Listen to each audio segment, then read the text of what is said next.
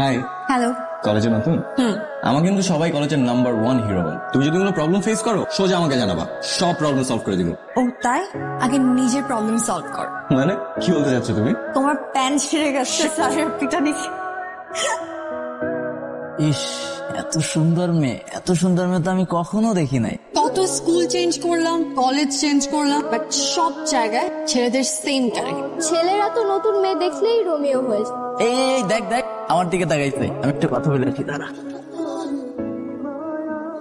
Hello, আমি রনি, আমাদের কলেজের ক্রিকেট টিমের ক্যাপ্টেন। আর তুমি ক্যাপ্টেন হওয়ার পর থেকে আমাদের কলেজ দুইবার হেরেছে। জয়ী, কি বলো এগুলা? হ্যাঁ, আসতেছে, আমার ফ্রেন্ড ডাকতেছে। ও সবাই তো তোমার সাথে চান্স নিতে যাচ্ছে, শুধু সাদই দূরে দূরে আছে। কিন্তু ওর তো সবার আগে আসার কথা। ওই তো সবার আগে হিরো হতে আসছিল, বাট আমি ওকে হিরো বানাইছি। আমি একটু মজা নিয়ে আসি।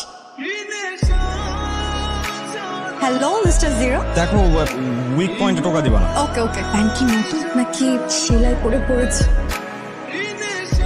আমি কিন্তু কাউকে কিছু বলিনি।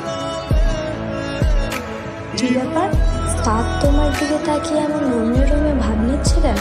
আরে ও এখন জিরো থেকে হিরো হওয়ার ট্রাই করছে। নাটক কম করো প্রিয়। রাজ্জাল স্যার এখন তো আজিম স্যার একলা। খাইছে মানে, আমি গেলাম। কি হলো এটা? আরে দাজ্জাল স্যারের ক্লাস মানে তো সাদের পাশে বেতের বাড়ি, কিছু না পাস। তুমি ক্রাইম পার্টনার? সিরিয়াসলি? ইয়েস। ওকে।